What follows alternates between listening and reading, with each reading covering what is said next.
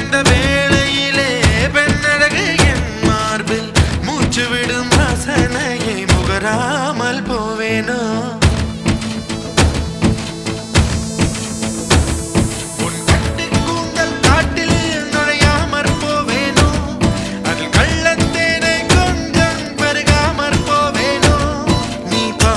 தூக்கத்தில் புலம்புவதை ஒலிப்பதிவு நான் செய்ய மாட்டேனோ நீ பாதி தூக்கத்தில் புலம்புவதை ஒலிப்பதிவு நான் செய்ய மாட்டேனோ நீ ஊடல் கொண்டாடும் பொழுதுகளில் அதை உனக்கு ஒளிபரப்ப மாட்டேனோ